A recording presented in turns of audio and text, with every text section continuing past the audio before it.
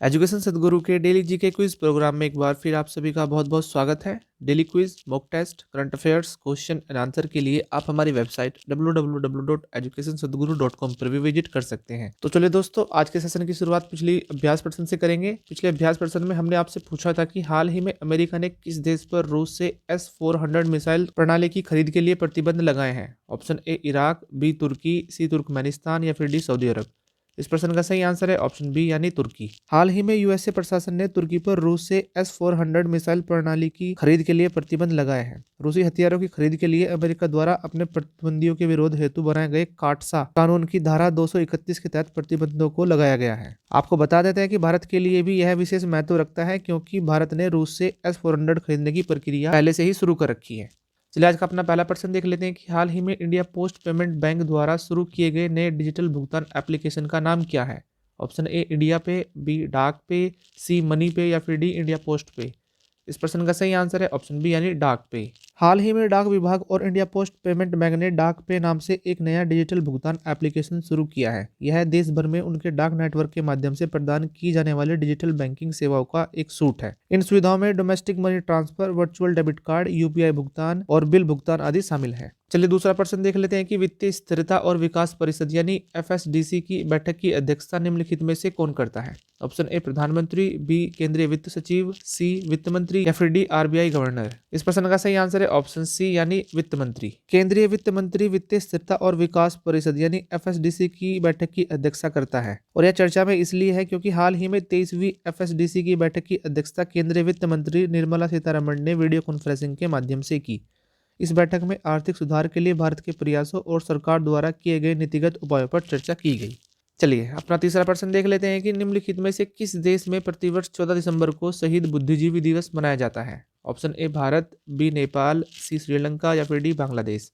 इस प्रश्न का सही आंसर है ऑप्शन डी यानी बांग्लादेश। 1971 में इस दिन मारे गए शिक्षकों, पत्रकारों और कवियों को याद करने के लिए बांग्लादेश में हर साल 14 दिसंबर को शहीद बुद्धि दिवस मनाया जाता है। आपको बता देते हैं कि 1971 में शुरू हुआ बांग्लादेश स्वतंत्रता संग्राम 1971 के भारत पाकिस्तान युद्ध में परिवर्तित हुआ और भारत की जीत के साथ समाप्त हुआ। चलिए अपना चौथा प्रश्न देख लेते हैं कि निम्नलिखित में से किस तिथि को अंतर्राष्ट्रीय प्रवासी दिवस मनाया जाता है। ऑप्शन ए 16 दिसंबर, बी 17 दिसंबर, सी 18 दिसंबर या फिर डी 19 नवंबर। इस प्रश्न का सही आंसर है ऑप्शन सी यानी 18 दिसंबर। प्रत्येक वर्ष 18 दिसंबर को विश्व भर में अंतर्राष्ट्रीय प्रवासी दिवस मनाया जाता है। यह प्रवासी के अधिकारों के बारे में जागरूकता बढ़ाने के लिए इस दिन मनाया जाता है। आपको बता देते हैं कि 1990 में संयुक्त राष्ट्र महासभा द्वारा सभी प्रवासी कामगारों के अधिकारों और उनके परिवारों के संरक्षण पर अंतर्राष्ट्रीय कन्वेंशन को अपनाने की वर्षगांठ के रूप में मनाया जाता है। चलिए अपना पांचवा प्रश्न देख लेते हैं कि निम्नलिखित में से किस तिथि को अल्पसंख्यक अधिकार दिवस मनाया जाता है। ऑप्शन ए 16 दिसंबर, बी 17 दिसंबर, सी 18 दिसंबर या फिर डी 19 दिसंबर।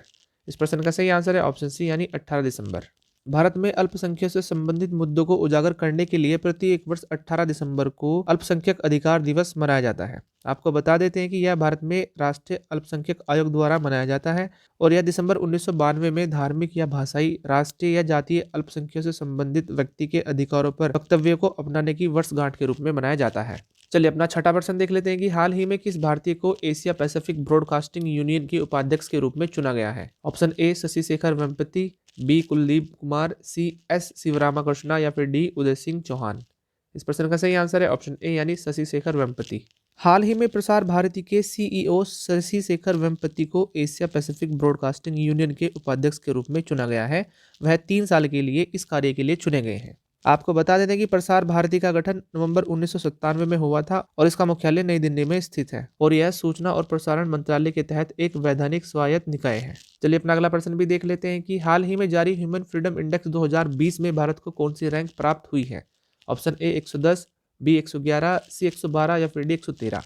इस प्रश्न का सही आंसर है ऑप्शन बी यानी 111। हाल ही में जारी ह्यूमन फ्रीडम इंडेक्स 2020 में 162 देशों की सूची में भारत को 111वां स्थान प्राप्त हुआ है। भारत अपनी पिछली रैंकिंग से 17 स्थान नीचे गिर गया है, जो कि वर्ष 2019 के ह्यूमन फ्रीडम इंडेक्स में 94वें नंबर पर था। इसमें व्यक्तिगत श्रेणी में भारत को 110वें और आर्थिक स्वतंत्रता के मामले में 105वें स्थान पर रखा है। चलिए अपना अगला प्रश्न भी देख लेते हैं कि हाल ही में यूनेस्को ने हॉकर संस्कृति को अपनी प्रतिनिधि सूची में शामिल कर लिया है। इसका संबंध निम्नलिखित में से किस देश से है।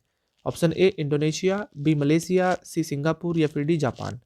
इस प्रश्न का सही आंसर है ऑप्शन सी यानी सिंगापुर। हाल ही में यूनेस्को ने मानव की अमूर्त संस्कृति विरासत की प्रतिनिधि सूची में सिंगापुर के हॉकर संस्कृति को शामिल कर लिया है। आपको बता देते हैं कि सिंगापुर की हॉकर संस्कृति स्ट्रीट फूड के लिए प्रसिद्ध है, जो सड़क विक्रेताओं को स्थान प्रदान करने के लिए सिंगापुर में हॉकर केंद्र 1970 के दशक में शुरू की गई थी। वहीं फ्रांस के भोजन को भी ग्लोबल इंटेजिबल कल्चरल हेरिटेज सूची में शामिल किया गया है। चलिए अपना नवा प्रश्न देख लेते हैं कि young champions of the earth पुरस्कार निम्नलिखित में से किस कार्य के लिए प्रदान किया जाता है। ऑप्शन ए वैज्ञानिक खोज, बी जीव संरक्षण, सी पर्यावरण संरक्षण या फिर डी जल संरक्षण। इस प्रश्न का सही आंसर है ऑप्शन सी यानी पर्यावरण संरक्षण। Young champion of the earth पर्यावरण संरक्षण के क्षेत्र में दिया जाता है और यह चर्चा में इसलिए है क्योंकि हाल ही में भारत के एक उद्यमी विद्युत मोहन को वर्ष 2020 के young champion of the earth के विजेता के रूप में चुना गया है। आपको बता देते हैं कि young champion of the earth पुरस्कार दुनिया की पर्यावरणीय चुनौतियों को हल करने के लिए संयुक्त राष्ट्र पर्यावरण कार्यक्रम यानी यूनेप द्वारा दिया जाता है। चलिए आज का अपना आखिरी प्रश्न देख लेते हैं कि निम्नलिखित में से किस अभिनेता को पेटा इंडिया ने साल 2020 की हॉटेस्ट वेजिटेरियन सेलिब्रिटी ट्रॉफी से सम्मानित किया है। Option A Sonu Sood, B Varun Dhawan, C Ayushmann Khurrana या फिर डी सिद्धार्थ मल्होत्रा। इस प्रश्न का सही आंसर है ऑप्शन ए यानी सोनू सूद। हाल ही में पेटा इंडिया ने अभिनेता सोनू सूद को साल 2020 की हॉटेस्ट वेजिटेरियन सेलिब्रिटी ट्रॉफी से सम्मानित किया है। आपको बता देते हैं कि एक्टर सोनू सूद ने कोरोना काल में सभी की मदद कर अपनी एक विशेष पहचान बना ली है, जिसके चलते अब उन्हें लगातार अवार्ड्स मिल रहे हैं। चलिए आज का अपना अभ्यास प्रश्न भी देख लेते हैं कि निम्नलिखित में से किस राज्य में हाल ही में मुफ्त फसल बीमा योजना शुरू की गई है। Option A Telangana, B Andhra Pradesh, C Odisha या फिर डी छत्तीसगढ़। इस अभ्यास प्रश्न का आंसर आप हमारे कमेंट सेक्शन में जरूर दीजिएगा। यदि आज की वीडियो आपको पसंद आई है तो वीडियो को प्लीज़ लाइक करें, कमेंट करें और दूसरों के साथ शेयर भी करें। और अगर आप पहली बार इस चैनल पर विजिट कर रहे हैं तो चैनल को सब्सक्राइब करना बिल्कुल भी मत भूलें और बेल वाले आइकन को जरूर दबाएं ताकि आने वाली नई वीडियो की नोटिफिकेशन सबसे पहले आप ही के पास हो। तब तक के लिए आप इस चैनल पर लगातार बने रहिए।